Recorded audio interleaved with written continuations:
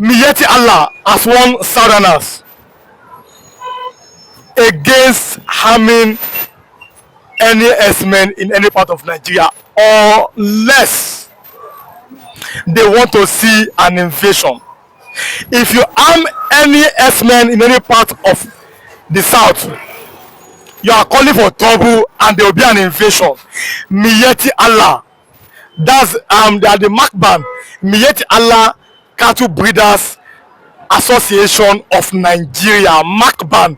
Miyetti Allah has warned everybody, both Yorubas, Igbos, even the middle belt, nobody should harm any herdsmen in any part of Nigeria. But Igbos are saying, do not cross your bound in Igbo land. Igbos they are replying, if you cross your bound, we fear nobody. But the government is yet to do anything about this particular issue.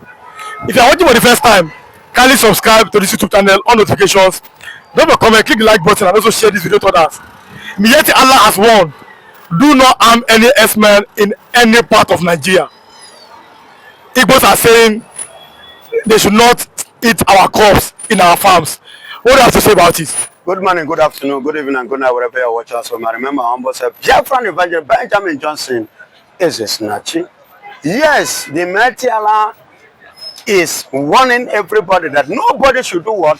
Touch any of their member, any herdsmen. And I am standing here too, issuing warning to Miyetti Allah that they themselves should not cross their boundary in Biafra land. In Igbo land, to be precise, because the ancestral fathers no reach Igbo land. Their papa, their generation, we born the generation, we born the generation, we born them, no come from Igbo land. So as they themselves are warning, we are giving them back. They can warn any other person, but make them not point their hand against the Igbos. Make them stay there because now not to be their territory. North and the east, there's a very big distance, a very different. If you don't want anybody to lay hand on the herdsmen, herdsmen must not lay hand on anybody in Igbo land. And the herdsmen must not too lay hand on our farmland, on our crops. Herdsmen must not do what? Touch anybody in our own territory too. We remain the IPOB, indigenous people of Biafra. We fear no man. Not to talk of Miyetti Allah, whatsoever mighty you may call them. They can threaten any other tribe, they can threaten Benue Plateau, they can threaten anybody, not Igbo.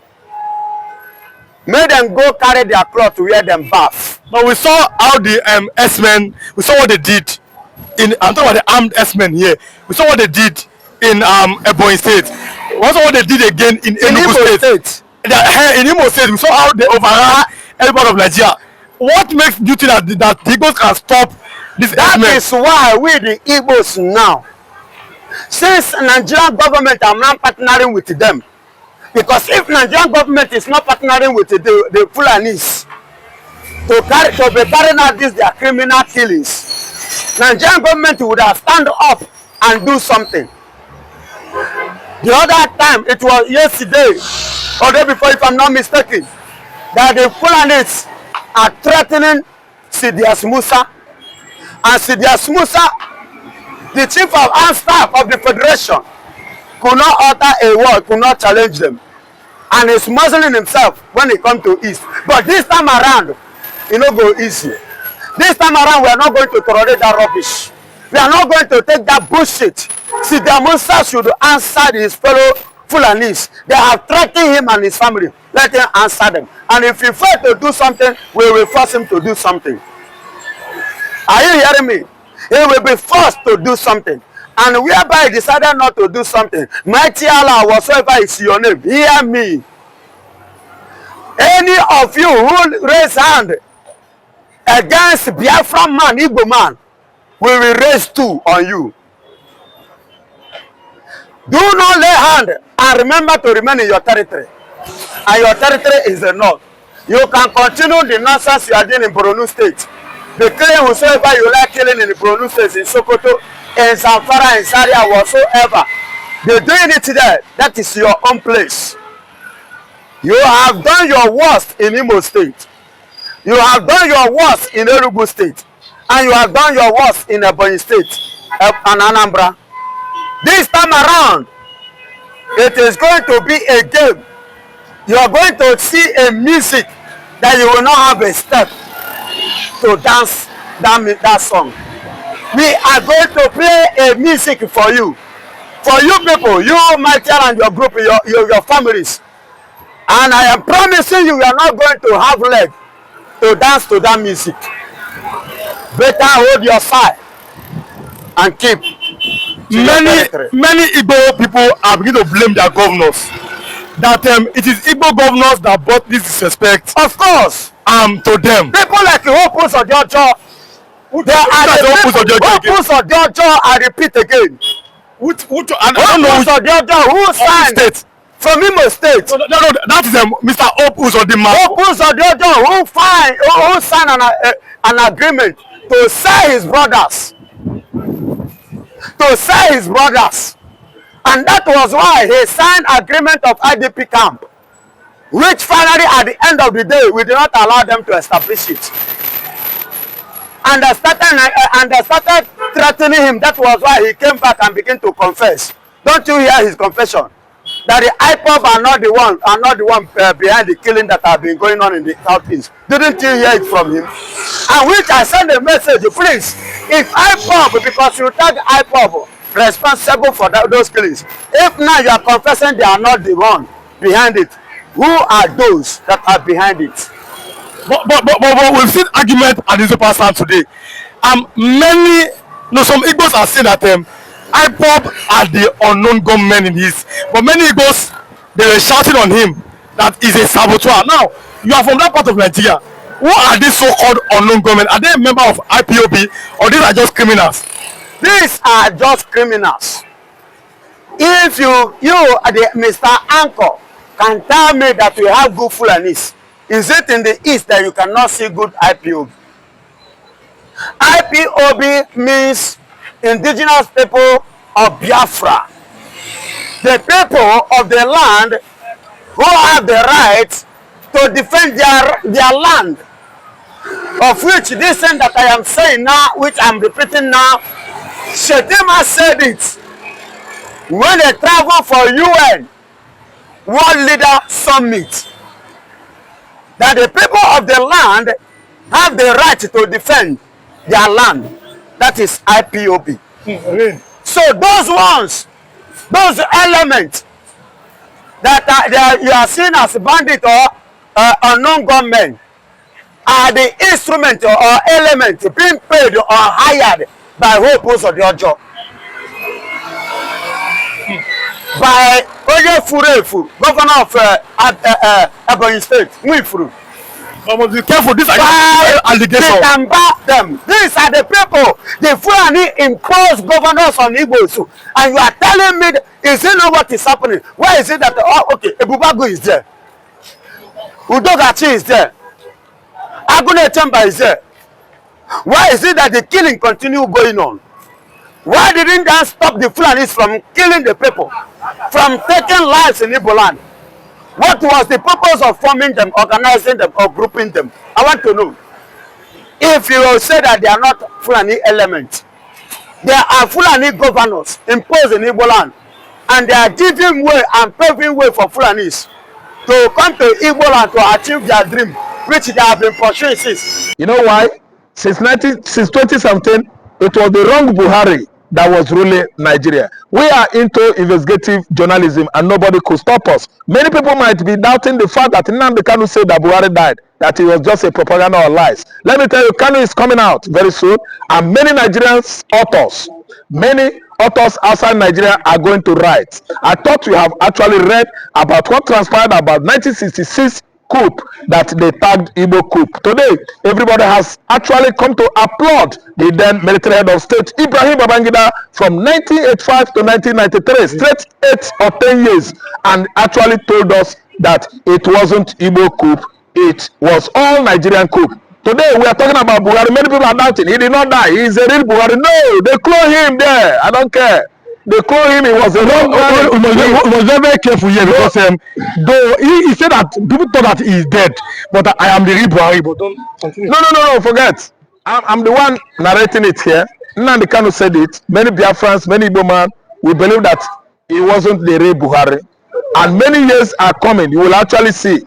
And they grab the truth and fact from what I'm saying. See, let me tell you, British M15, American CIA and FBI, all those great Mossad of Israel, they know the truth that it wasn't Buhari. So leave it for me. Okay. Many years you will see the truth. What am I trying to say here? Migrating from Niger into Nigeria again is Tinubu Buhari's exodus from his ancestral home Niger, where he comes from, into Kaduna, Daura, for sake of security. He actually know that the bandit invited by he and his political dynasty in 2015 to make sure that they oust, Jonathan, they are now running after Buhari. He was the one that promised Nigeria hell. Could be that Jonathan win election of 2015 that brought him in. He said there will be blood of every monkey and baboon on the street of Kano, Lagos, and so on and so forth. Are you commending him for that? Don't you know that that statement was too inciting? Yet, the then president of Nigeria, Goodluck Jonathan, could not apprehend him or bring him to court to clarify to Nigerians what he meant by the blood of baboon and every monkey on the streets. Let me tell you, we had a president that was a cowardly man. That was Goodluck Jonathan. And that was a coward. I'm telling you, he would have at least called Buhari now. He would have disqualified him for not having a certificate. No school cert. He came with NEPA bill, and Tinubu, Adam Ochobola, and rest of APC political juggernauts, they said that even if he comes with a NITED bill, they were going to support him. And today we see how a man with NITED bill as a WAEC result, rubbish Nigeria, finished some Nigerians and killed some. So some Nigerians were very docile and complacent people that could not be serious for one time in their lives are Nigerians. And today he is free after cutting away the commonwealth of this country with his kinsmen. Where is Mama Daura? Is Daura not living forever in Dubai? Simply because he got sick during COVID-19 and someone actually came to tell the whole world that he was dead. And today, where is Daura to clear the air? He was not dead. Today, actually, it has been a reality that Mama Daura, Muhammad Buhari's nephew, is dead. Today, you people did not believe it that a dead man ruled Nigeria for once. You will actually believe maybe in 10 years' time when someone will write his memoir or biography. Yakubu Gowon himself, our former head of state, people have said that it has left Nigeria. He has left even Jos Plateau State. He's now in UK. That's what is being alleged. But the question is that why are Nigerians, our former leaders, why can't they stay in their own town? Insecurity is it. They are the one that caused and machinated insecurity, an atmosphere that is not conducive for them to live freely. And now they have started to absconding into UK, United States of America, and all the rest of the Western countries, because they are like the one that caused confusion in their mother's funeral, and now they are on the run. They scattered the funeral of their fathers, and now they are on the run. You scattered the peaceful atmosphere of Nigeria, and now you are absconding into United States, Southern Africa, Dubai, to take solace. Were you not the cause of insecurity in Nigeria? Ask Gowon. The role that Gowon played in 1967 actually brought a lot of karma. Karma is not a native of India, sorry. Karma is just for history and figurative language. What they mean by karma is nemesis. Nemesis is trying to catch up with these dangerous political leaders in Nigeria that orchestrated insecurity in the past for their political opponents to be disturbed from coming for the second time. Example, what happened to Jonathan in 2015? The chief machinators, key orchestrators like Muhammad Buhari and the rest of them, they are all on their run. They left Nigeria for Niger. They left for Nigeria for UK. See, respectively, they will all come back. Gowon should come back to Nigeria to use his head, carry it. He's the one that led the Nigerian military, young officers to annihilate the Igbos in their large numbers in 1967. Today, it has come back on them. Karma is not an Indian. Law of karma is law of nemesis. Law of karma is law of retribution. What you do now will actually come to you. If you do good, good will come to you later, in the later days of your life. And one absconding to UK. Everybody are coming up, defend yourself. Anyhow you can defend yourself. Police cannot be everywhere. Army cannot be everywhere. Arise and these are the kind of song you want Captain Ibrahim Traore, and his people to be singing in his country. No, he doesn't need such music. It is better he curb them now that it is early, before they will go out of hand. Do you understand me? So those people that Ibrahim Traore men by are terrorists, as far and as long as I am concerned. And let me tell you, when you ask the military personnel in Burkina Faso, what did they tell you? They said that they killed terrorists, Fulani terrorists. That's the people that they killed. See, over there it's not like Nigeria, because in Nigeria here, look at the one they call hunters. The same hunters have turned to hunt human beings. In Yoruba, remember after the jungle justice of 16 of them, they said they were hunters coming from this, going to this. You are traveling and you are carrying gun. What are you doing with the gun? And at the end of the day, what happened? After some days, the same hunters, about 4 of them, was caught in a hotel. What is a hunter doing in a hotel? And after some days again, the same hunters caught in the hotel hunt a whole family, mother, father, and daughter and son, and they begin to demand for ransom. Yeah, we saw in Ghana last month where the mayor of Accra said, if you see any Fulani cow roaming about the streets, you can slaughter the cow and use for pepper soup. We've seen in South African Republic, CAR, it means Central African Republic, Central African how Republic. they have banned the Fulanis. Why can't Nigeria ban the Fulani Herdsmen? I'm talking about Herdsmen from grazing on people's farm, or instead build a ranch for them. Why are we still practicing a system of grazing that's as old as in the olden days, instead of doing this new thing? Why are the Fulani so powerful in Nigeria?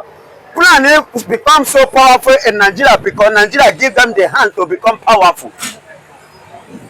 Because the people who saw this vision coming, who saw this dream coming, who saw this Fulanization coming, who saw this jihadist colonialism coming, they stood against it. Including the Yorubas, they join hands together and say this is Igbophobia. And Igbophobia, they say this is Biafran coup, Igbo coup. The coup that took place in 1966, they call it Igbo coup. And when I said it, and I brought the list to Philip TV when they invited me, and I showed the list, how many were the general, the people involved in that coup? There were 14 in number. 4 Yorubas, 2 Igbo, Ifajuna, 1 Efik, 1 Bini, 2 Fulanis. But at the end of the day, they target what? Igbo coup. When I said it, nobody believed it. Until when IBB, Ibrahim Babagosi Babangida, now one of his book, he put it there. It was written in one of his books. That's when Nigerians begin to believe on that which I have seen. So Nigeria have allowed themselves to be swallowed. You understand? They have allowed themselves to be captured by these Fulani people. So Nigeria did not have remedy again over the Fulanis. The only thing and the only option for this Fulanization, for Nigeria to be redeemed and to be delivered from the hands of Fulanization, is to break up. Take it or you leave it. Everybody go your way. Let Nigeria stay and let Biafra stay. Then if Oduduwa too, because Oduduwa too, Oduduwa Congress, that said the Yorubas too, contributed to this. Because they believe that they are the one after Fulani, they are the next to benefit from the government. Igbos are not benefiting, that is why they are complaining. We are not complaining because we are not benefiting, because God is still blessing the Igbos. Igbos are still waxing strong, waxing great Anywhere they find themselves, you can see, even in Lagos State, you can see them waxing stronger. That is the nature of Igbo man, the blessings from the Lord. But if Yoruba, look at what happened. They are killing. Why I say Yorubas are contributing to this? Mazen Nnamdi Kanu is going to court. Miyetti Allah is working freely. Mazen Nnamdi Kanu under DSS. Abakari is traveling and coming freely. Nobody is disturbing him. Herdsmen are moving here and there, taking people's life and destroying property. But IPOB, they call them what? Indigenous people of Biafra, they call them what? Terrorists. That is Nigeria for you. Under which what? Under which government? Under Yoruba man government. They were called and tagged what? The terrorists again. You know, when the Fulani was there, we believe that we are enemies. Our enemies can give us any name. But now, what about now that Yoruba man has become the president of Nigeria? The same thing come up. What is the herdsmen? Look at them. Yesterday, it was yesterday in Borno. How many of the military lodges was dislodged yesterday? About 4 of their camp was dislodged, and about 4 military was killed yesterday in Borno State. What is federal government doing? What have they said? Nothing. But they are mustering themselves against the Igbos. If you mention IPOB in Nigeria, we will come against it. It's against the law. But you can mention Miyetti Allah. You can mention Fulani herdsmen. Okay. They are the one that have freedom. But Nnamdi Kanu to end in DSS. But Miyetti Allah threatened yesterday. It's on the papers. It's even on this platform, so you can go and watch it. Miyetti Allah threatened, if you injure any of our herdsmen, we will declare total war against you. Miyetti Allah said that. Miyetti Allah declared total war against anybody that injure or touch any Fulani person, any herdsman. They are threatening in the government of Yoruba man, and nothing has happened. But they are Yorubas and the Nigerian army. They are threatening Igbos because we want to do what? Give respect to our fallen heroes. Come May 30th of this very month, in this very year, they are mustering up, say that kind of thing should not be held. But they are holding June 12th, and they forget that the June 12th they are talking about, somebody paid the price. Igbo man paid that price to announce. Do you know what it means? Under the